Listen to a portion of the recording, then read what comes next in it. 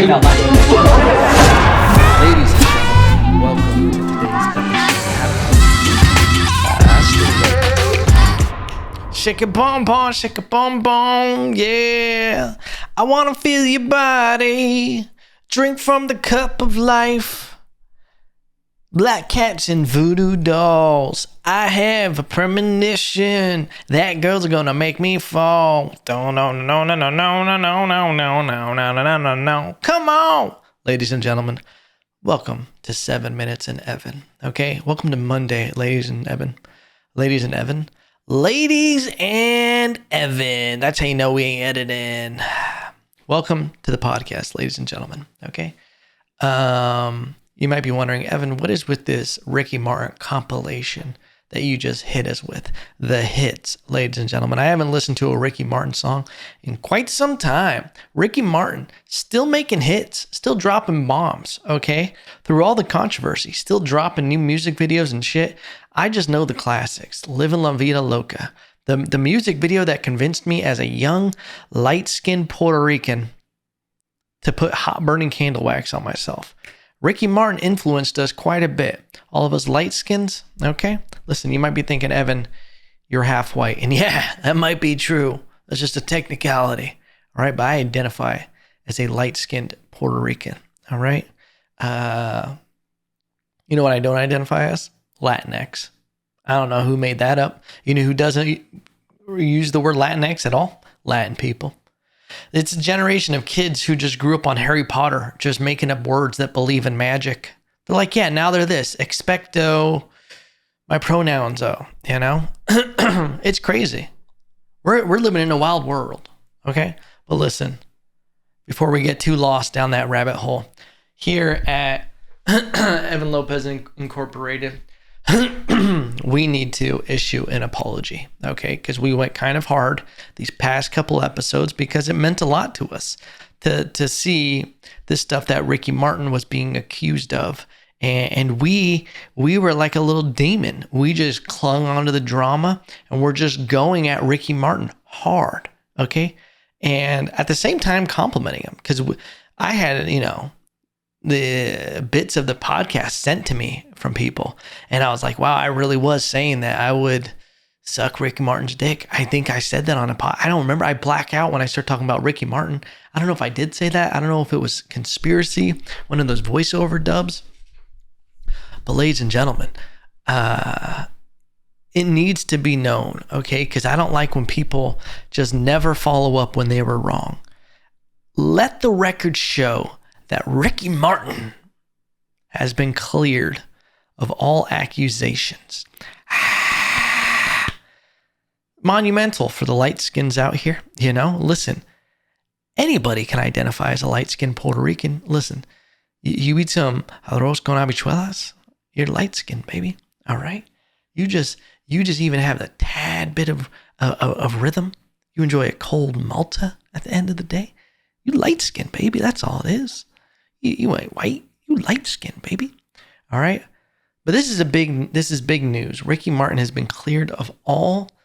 If you don't know, if you haven't listened, if this is the first episode that you're listening to, what a start, huh? We did a couple podcasts talking about this story about Ricky Martin being accused of sexual allegations against his own nephew. So this is what you call a double whammy. We had some incest tucked into this. That was the whole main thing. And I don't know if it was a mutual sexual relationship that was being, he was being accused of. But it was all very odd. And it really caught me out of left field because as a lifelong Ricky Martin fan, just of his lifestyle, it just was so out there. I was sending the article to everyone I knew. I was just like, look at what they're doing to our Ricky. And it's just nice that Ricky was able to clear his name, and it came out that his nephew was a troubled individual and just was lashing out, taking shots at Ricky for some reason. And he came out and said that none of it was true, that it was all just a not a misunderstanding. No one just misunderstands that. And Ricky Martin's free. Okay. Thank God. Because, listen, as a Puerto Rican, Puerto Ricans are small. It's a small little bit of the world, but it's a spicy little bit. Okay. It is a powerful little bit of the world. All right. And we don't have many celebrity icons. We don't have many people that stand out in American pop culture. We have Jennifer Lopez, Jenny from the Block, and we got Ricky Martin. Okay, at least in my era. I know there's Bad Bunny now. I don't really listen to Bad Bunny music. Okay, we have Daddy Yankee. Listen, Don Omar. But that actually penetrated giggity pop culture. It's pretty much just J-Lo and Ricky Martin. You know, trying to think. And there's a few Puerto Rican actors here and there that, you know, they sprinkle in some sauce. But yeah, it was just a weird, it was a weird story, and we just need to clear that up, that Ricky Martin is free. Okay. So everybody go dogpile on R. Kelly. All right. Get the fuck out of here with that shit. Speaking of fuckboys, I've been saying this since day one, okay? No one has preached this harder than me, that Elon Musk is a fuckboy, all right? People think he's Iron Man and this super cool guy because he takes a long time to respond to questions. Can you imagine if you were in a conversation with someone and they would just stop and completely break the momentum of the conversation to think like this? Like, he wants you to believe that he's actually a computer. He does. He wants you to think that he's really is that guy. Look at some pictures from Elon Musk when he was running PayPal, when he was just starting up. The dude looks like he flicked boogers at the window, you know? That's who Elon Musk is. He's got hair plugs. He's trying to be Iron Man. And he always preaches this thing about the working hard. Listen, when things don't add up, I ain't no mathematician, but that means they don't add up. He's always preaching about this, you know, to be the best, to do this, you have to be working for 18 hours a day. I'd be sleeping in the office and on the floor, and I would just work around the clock. But you know what's not true? That, because you weren't sleeping on the floor, were you? You were sleeping with your friend's wife, weren't ya? The co-founder of Google just came out divorcing his wife because Elon Musk stuck his Tesla in her rocket hole. What? Listen, I have to pause this podcast. I got to break the fourth wall. Sorry. Sometimes I just say things, okay? And I hope I can stick the landing on it with a punchline that makes sense. And sometimes we don't, okay? But sometimes we do. And guess what? Tesla and her rocket hole, it works, okay? He landed his rocket in her Mars. That one didn't work. All right, back to the podcast. Listen, Elon Musk is a glorified fuckboy. All right? Fuckboy has been one of my favorite words to use. I call myself a fuckboy on stage. All right? Listen. Fuckboy is the new bro. All right? I don't know what fuckboy actually is. Listen. Elon Musk is trying to, first of all, Elon, is that how? Listen. People are going to do what they do. Elon's a weird dude. Look at just his way of living life. He's not, the dude, it's just all odd, you know? I don't get, like, what's his girl's name? Grimes? She's a musician. They just look interesting. He's naming his kids just code things. He's trying so hard. Like, he's the kid who was like, I don't even know what kind of punchline I'm trying to stuff in here, ladies and gentlemen. It's just, Elon Musk tickles me so weirdly. All right. He's the kid who would, like, if something happened where he felt bullied, he would try to do anime moves on you in high school. You know, like he would find you in the bathroom and just be like, just so you know, I put a curse on you. Okay. You're going to see it in about 2 to 3 weeks. All right. But he's doing this kind of stuff. He's out there fucking his friend's wife. And apparently he fell down on his knees to apologize like he's in a goddamn anime movie. Just like, oh, I am sorry I have fucked your wife. You know, we almost did an Asian accent on that for some reason. And we pulled out at the last second before we really put a lot of English on the ball, you know? So I'm glad we pulled out of that. Maybe Elon Musk should try that, huh? Because Elon Musk is over here just trying to repopulate the planet. He really came out and said that he is trying to repopulate the planet. He's doing a lot of weird shit where he's having these like in vitro test tube babies and shit. And it's not okay. Like, I don't know if Elon Musk is going to save the planet. Elon Musk, like all this stuff comes out and everybody thinks he's like the coolest guy. Everybody thinks Tesla is so cool. Tesla is terrible for the planet. They haven't figured it out yet. Like with how like good for the planet, these batteries and everything that they're getting from the Tesla, it's not helping. It's hurting. We're further pushing these exploitive, business models that are going to other countries to mine this stuff that they need for the batteries for the Tesla. No one talking about that. They're driving around thinking it's environmentally friendly. Yeah, maybe to the air, but what about the little children that are having to fucking find these little minerals, We just had a frog in our throat. I don't know what the fuck happened. But it's just crazy. He's not Iron Man. He's a World of Warcraft kid that just got out of control. That's all we have to say about that.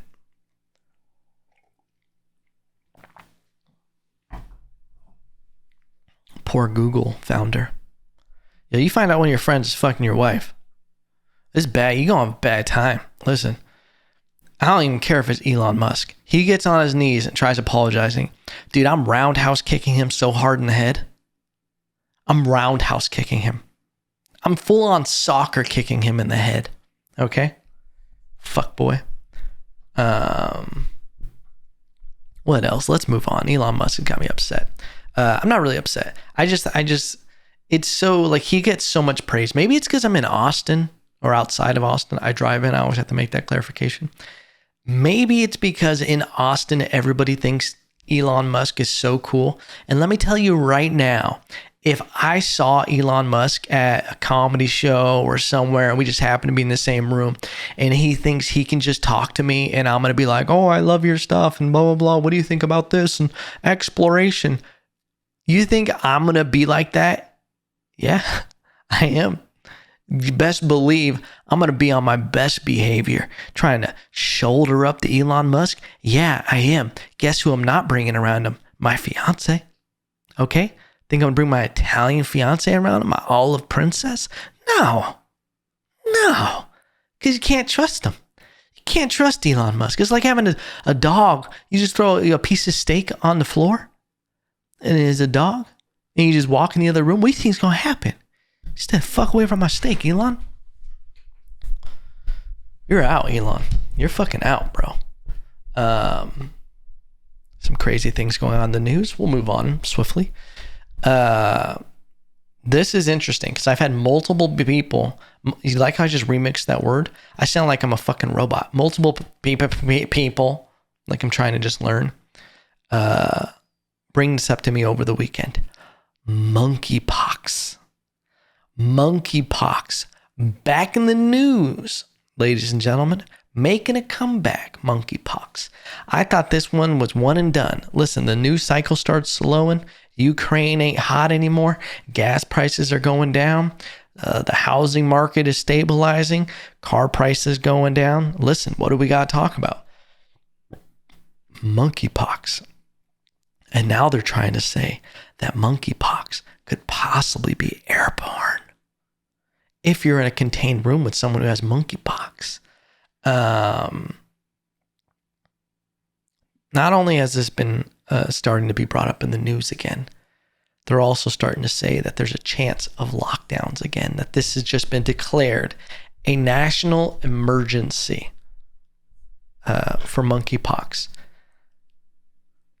Diseases have been coming out for a long time. You guys remember swine flu? What was it, H1N1? Wasn't that the virus, the flu variant? stuff just always is coming out, and anything to just scare people, they're going to use. I don't really care anymore. Okay. Like you know that song by Air Supply? I'm all out of love. I'm so lost without you. I'm more like, I'm all out of care. I can't care about you. Like, I'm just so done with quarantine. I'm done with lockdowns. I'm done with just being afraid. Okay? Because that's what happened in 2020. I'm not going to be someone who pretends there wasn't a moment I was scared during the pandemic. Early 2020, when we didn't know what this was, when there was all these conspiracies and all we had was the data that was being given to us, we didn't have all these people recovering yet. What we had was people on ventilators dying that, oh my God, we're losing all these people. And it was terrifying. I remember being scared, thinking about my family, thinking about older friends and just people in general. And they weren't giving us all the data. It was very skewed. So it was always just looking way worse and it wasn't making sense. Like when they were remember when Idris Elba got it and they were like, he is asymptomatic and he just got lucky. It has nothing to do with him being healthy, jacked, and younger, you know? And then it was like, it kills. So like it picks and chooses, you know? Like it's just like, if you're a fucking Aquarius, it might take you down. But if you're a Cancer, it might be sensitive to your needs and you might be asymptomatic. Okay? Like there was nothing to work with. We thought it was the boogeyman. At least I did. I'm man enough to admit there was a time when I was afraid. And that's like the thing is like, it's weird when people are like, I was never scared. It's like, shut the fuck up. Who cares? That's the equivalent of when people were like, never lost a fucking street fight, you know? I'm like, were you fighting infants? You know? I feel like we've already recycled that joke on the podcast. Whole point is monkeypox coming down the pipe. It'll be interesting because it'll be interesting if they ever try to do another lockdown for something that wasn't even a respiratory disease. Like, I don't understand like how they would even pretend. And it's not like there's official things coming out about there being a lockdown. It's just like there was hints of like, oh, this could eventually lead to another lockdown. I feel like that's just what the news does to get you to stay in tuned. Like, that's the thing is we've talked about this ad nauseum on this podcast, but the news is literally just trying to get you to stay roped in as long as possible, just so they can make money. They don't give a shit, you know? They just want to keep you roped in, baby. You know, just keep them eyes glued to the tubes. Giggity. But yeah, we'll move on from monkeypox. There's something crazy that's just going on today that I saw. You know what? Before that, let's talk about something else. We'll talk about a couple things. Over the weekend, listen, if you're in Texas, you're in Central Texas, go to the Comel River in New Braunfels. Went down there with some friends this weekend, floating the river on some tubes. Have a great time. Spent the weekend there. You know what I realized? I realized how special peace of mind is when you're not in a stressful relationship. That's what I realized. Listen, this is for my young kings out there and my young queens that always think the grass is greener on the other side. The grass ain't greener on the other side. It's greener where you water it. All right? Bars. There's always, with every person, there's always like the, oh man, you know, especially social media, it just shows you so many people where you're just like, that's out there. It's like you're eating a popsicle and then you're just looking at pictures of Baskin Robbins all day. It's just like, you can't help it. It's nature. You're just like, yeah, that's what, you know, it's crazy. That's a new flavor, you know? And I got to see over the weekend at the river some of the most toxic relationships. Just these people. I saw this woman verbally abusing her man. Literally, like, you know when you catch people having a weird thing and they're just like they were floating on the river and he was like, oh, what do you think? Like he said something and it was kind of like, oh, you know, I'm sorry. You got get that out of the bag. And she goes, I want to eat them right now. That's not a problem. And then she pulls out a fucking jar of pickles. First of all, lady, red flag. You open a full jar of pickles on the river? You're just floating, eating pickles? Pickles? That's a weird flex. But then she claps at him. She, like, a little bit later, because you're floating in the river, you're kind of like floating, with the same people some of the time, unless you like move ahead of them, which we did a lot. She's like, watch out for people, and is saying it loud enough so everyone can hear it, and it's awkward. But I love it. My eyes glued to it like it's fucking television. And then he says something. He goes, can I just chill? Like, he's like defeated. This man is defeated. And she starts saying something else to him, and he just goes, okay, like trying to dismiss it. And she goes, you want me to say it louder? You want me to say it louder so everyone can hear? And he just literally was just like, oh, like he was just, the poor man was completely defeated. And then I watched another relationship where this dude apparently gave his girl his glasses, and he says, hold on to my glasses, or he called him his shades. Hands him the shades. A few minutes later, he's like, where are my shades? She goes, I lost them. And he goes, what? I'm sorry, I lost them in the river when I got back in the tube. He just kept going, come on, dude, where are my shades? And he says, you bugging. He kept saying this. I shit you not. For 10 minutes, this guy berated this woman and kept going, where are my shades? And I just want to be like, bro, they're in the bottom of the fucking river. Go find them. And he literally just kept floating, and he just kept going, come on, dude, where are my shades? And I honestly, I've been saying it ever since. Where are my shades? That's my new catchphrase. I want a shirt that says it. What was the other thing I want to talk about? Oh, I feel like I need to come out and say this because I have gotten so much shit for this. I did not expect this. I thought this was just going to be a silly joke and I was going to move on with my life. I got so much shit for a reel that I did joking about God and abortions, using God as a joke of why God would understand that abortions are okay.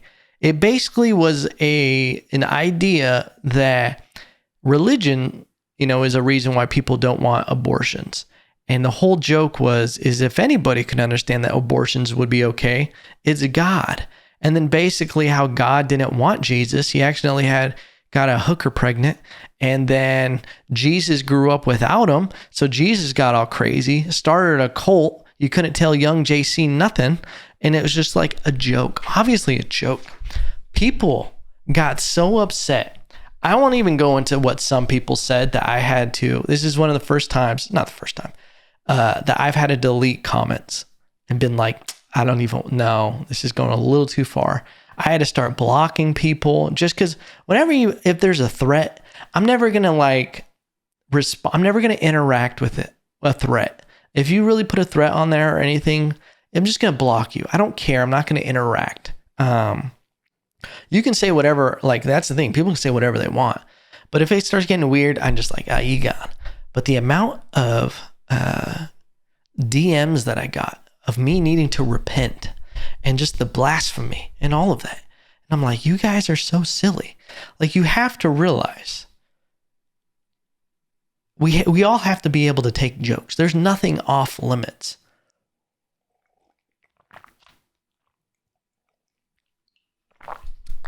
Nothing off limits when it comes to material to joke about in that sense. I understand. And it's more of I don't say things to upset people. I'm not a shock comic. I don't get off on making people feel uncomfortable. I don't get off on, seeing how far I can push something. It's not who I am. My overall thing with humor is, especially when I'm doing something that I know is a tough situation, it's to try to find the playful way to joke about this. I never actually once said anything bad about Christians or anything. And I don't give a shit right now. I'm more of breaking this down. It was like, how can I find something that's funny in this using just the Bible that we have to work with, like these objective things within the Bible. I don't know if they're really that objective, but these things that did take place, Mary, well, she wouldn't know. She was a prostitute, right? Am I making that part up? I think I'm making that part up. I'm just having a crazy realization that, okay, I get all the hate now. No. But it's never to offend. Like when I make up these things and these reels, what's more crazy to me is the idea of not understanding jokes, and when we have to be able to joke about certain things. And here is the best way. Here's how because there's jokes that I don't find funny. There's certain things that I don't like, and I just, here's all I can do is not laugh at it, is not interact with it. On social media, you actually help it more when you start talking shit about it. It's literally like counterintuitive. And I think that's what people should do with social media. That would be the way to handle it. Don't get caught up in fighting on social media. Literally look at your attention as your way, like that's your currency online, is your attention, what you're willing to give these things. And if you look at it that way, what you give attention to thrives. And I feel like that's how you should vote, online, is by what you interact with, what you like, what you don't like. I use that as a parameter. When certain things are funny and it gets a good interaction, I'm like, okay, more of this. When it doesn't do well, and I'm like, meh, yeah. But if it's like people are hating on something, and if you try to put a governor on me, you try to put a limiter on me, listen, I need you guys to know that there was a moment where I was Schmeagol with the Ring, where I was like, now my precious, don't make more videos to make them angry. And I was like, curse them. Like I almost went down a dark path where I was like, now we're going to take on all the Christians, like we almost went there. But I was like, no, Evan, what are you doing? Just move on, But it's a weird thing, ladies and gentlemen. But for the most part, people are cool on the internet. Okay. It's a rare thing that people get upset. But something that was happening today, this is what I wanted to actually bring up earlier, which is kind of crazy, is there is a weird attack going on comedians. And I think it's a bigger ball of things happening. Because as you know, I don't know if you know, Andrew Schultz, comedian, he came out with a special that you would have to go to his website to buy it, blah, blah, blah. He put out some stuff on social media, and a clip that he put got taken down because he talked about serial killers. It got taken down because it said it was inciting violence. I listened to the bit. There's nothing about it that incites violence, anything like that. But people get upset that he's actually standing for free speech. That was the whole thing. He bought back his own special because they want to censor certain jokes. He bought it back so he could put the full uncensored thing back, put it out, and people supported him. And that's what won, was free speech won in that aspect, which is so important. It's important for everyday people, not just for stand-up. And he put out the clip. The clip got taken down for inciting violence, all that, blah, blah, blah. And just because he was talking about Ted Bundy and said that he was successful as a serial killer. Even though there's a million podcasts and clips and movies and all this stuff that talk about Ted Bundy, literally talking about how prolific he was as a serial killer, charming, all this stuff. Ted Bundy apologists, but none of that gets taken down. It's these jokes get taken down. And then not only that, this is where the rabbit hole goes further. The post about him talking about the post getting taken down gets taken down by Instagram and just says it goes against their guidelines. And then he posts a story about that, and that gets taken down. So Instagram literally trying to cover up that they're taking down posts about posts about posts. Like it's creating a weird censorship thing where he can't even talk about Instagram taking his posts down. And then you couldn't search for him. And then in the same day, you couldn't search for Joe Rogan or follow Joe Rogan. And then I just saw before this podcast started that Tony Hinchcliffe showed that you couldn't, his Kill Tony account got banned.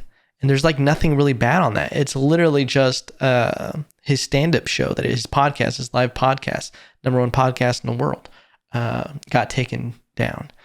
And it feels like it's all wrapped into all the pushback that comedians have been getting on social media.